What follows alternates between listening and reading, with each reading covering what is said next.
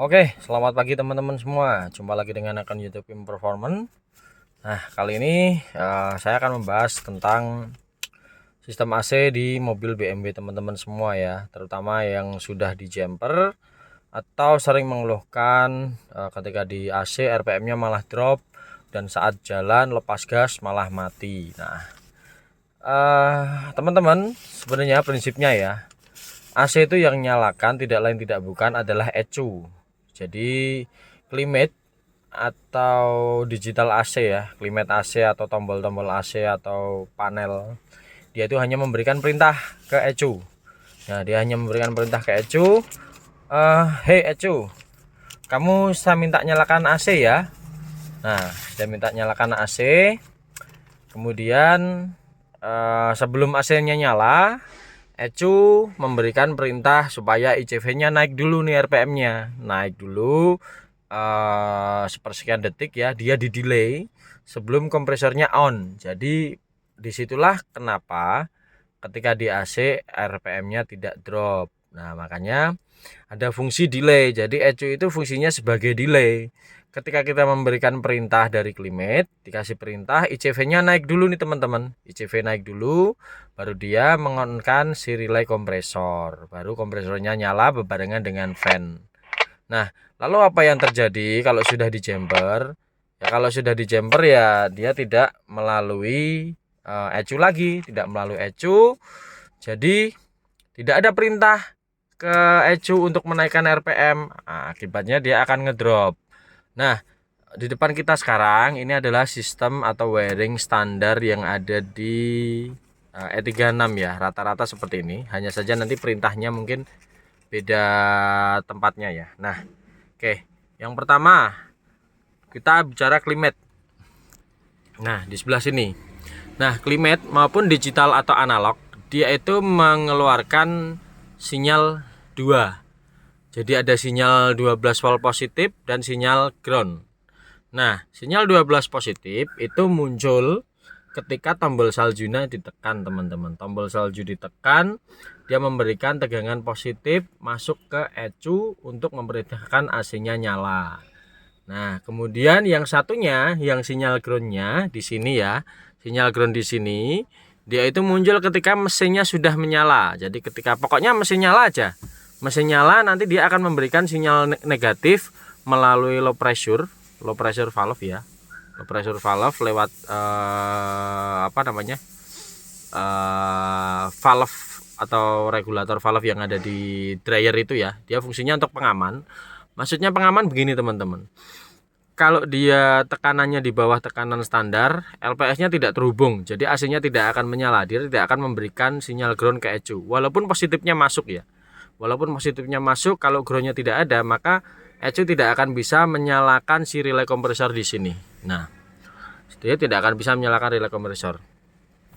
Nah, begitu juga ketika tekanannya over di sini juga akan memutus, karena ini sebagai pengaman ya, low pressure ini. Jadi ketika tekanannya under standar atau over dari standar, ya dia akan memutus. Nah, kemudian perintahnya hanya 2 itu teman-teman, supaya ECU-nya bisa menyalakan AC. Hanya 12 volt sama ground. Nah, ini sebenarnya kalau climate-nya rusak ya, climate rusak ya, itu kita bisa akalin. Jadi fungsi dari climate itu ya, selain dia memberikan perintah, dia juga memutus ketika suhunya sudah tercapai. Suhu dari targetnya ya, target misalnya dibikin suhu 19 atau suhu berapa. Nah, baru dia akan mematikan perintahnya. Perintahnya yang 12 volt ini akan dimatikan sehingga AC-nya mati walaupun tombol-tombol di climate semuanya sudah menyala, masih menyala. Tombol saljunya masih menyala, blowernya masih menyala, tapi kalau suhunya sudah tercapai, 12 voltnya akan hilang. Nah, lalu bagaimana kalau ini rusak? Nah, kalau ini rusak, kita pakai metode yang di bawah seperti ini. Jadi kita ambil dari blower speed 1 ya. Nah, dia kan 12 volt nih speed 1. Kemudian speed 2, 3, 4, nanti kan speed satunya tetap ada 12 voltnya. Nah, itulah yang akan kita pakai untuk masuk ke termostat digital. Nah, termostat digital ini fungsinya sebagai pengganti climate supaya dia bisa memutus otomatis. Boleh digital, boleh analog ya, tapi kalau analog kan kita tidak bisa menyeting suhu targetnya karena potensionya ada di bawah. ada di dekat dengan evaporator ya. Biasanya kan karena ditancapkan di sebelah situ, jadi potensionya posisinya tidak jauh dari situ. Nah, lalu 12 volt ini masuk lagi ke ECU di sini dia teman-teman. Jadi tetap standar nih. Ketika nanti 12 voltnya dari blower speed 1 itu masuk ke sini, harapannya dia sebagai perintah ke ECU. Nah, perintah ke ECU supaya dia bisa mengeluarkan delay lagi, ICV-nya naik dulu baru kompresornya on.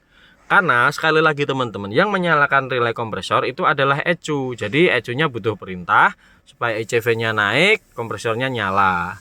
Terus untuk groundnya ini gimana teman-teman? Kalau ininya rusak kan kita tidak bisa mengeluarkan ground ketika mesin nyala. Ya kita jumper langsung boleh, asalkan dia sebelum LPS. Jadi ketika nanti over pressure atau under pressure dia tetap ada pengamannya. Nah di sini tetap ada ground, ada 12 volt dari blower speed 1. Nah, kalau kita jumpernya dengan cara seperti itu nanti saya jamin ECU-nya normal atau AC-nya normal karena ada perintah untuk menaikkan ICV yang masuk ECU, kemudian yang menyalakan relay kompresor juga ECU. Nah, sampai di sini paham ya. Nanti untuk jadi kerjanya seperti ini, ICV naik dulu, baru kompresor on, kemudian idle-nya normal. Nah,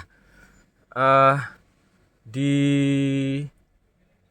beberapa model E36 kan ada 4 model ya di mesin M40, M43, M50, M52. Nah ini adalah pin ECU yang nanti mendapatkan sinyal 12 volt dan ground. Kalau nanti teman-teman tidak tahu, nanti silahkan biasanya kan kita tidak tahu ya pin klimet mana sih yang dia harusnya menuju ke ECU, ground, dan yang mana yang 12 volt. Nah kita di bawah sini. Nah M40 itu 12 voltnya ada di pin 86, groundnya di 85. Kemudian kalau M43 itu 12 voltnya masuk pin 83, groundnya 82. Kemudian kalau M50 12 voltnya masuk pin 10, groundnya masuk pin 9. Kalau M52 12 voltnya masuk pin 19, groundnya masuk pin 16. Nah seperti ini. Ini diagram standarnya. Jadi dari klimet mengeluarkan dua sinyal positif dan negatif, masuk ke ECU memberikan ICV untuk naik dulu, dia mendelay baru menyalakan relay kompresor bebarengan dengan relay fan dan AC nyala, fan-nya juga nyala. Lalu bagaimana kebanyakan teman-teman di luar sana menjember AC? Nah, teman-teman di sana menjember AC dengan yang ini kedua. Nah, teman-teman di luar sana kebanyakan dia menjember AC dengan cara seperti ini. Dari blower speed 1 dia langsung melalui termostat analog atau digital lah, bebas. Dia langsung mengontrol relay teman-teman, dan relay ini langsung menyalakan kompresor. Makanya biasanya kalau dengan model jemberan yang seperti ini, mesinnya mati, kompresornya bisa langsung nyala, bisa langsung nyeklek ya, bisa langsung terhubung. Nah tanpa lewat ECU. Akibatnya apa? RPM-nya drop, lepas gas dia mati. Harusnya dia tidak usah membuat rangkaian relay di luar seperti ini. Cukup memasukkan perintah 12 voltnya saja dari termostat ini ke ECU dan ditambahkan groundnya seperti ini. Seperti ini lagi teman-teman. Kalau seperti ini dijamin AC-nya akan normal. Nah masalahnya kalau sudah dijember seperti ini biasanya kabelnya sudah dipotong-potong. Nah itu harus dikembalikan terlebih dahulu.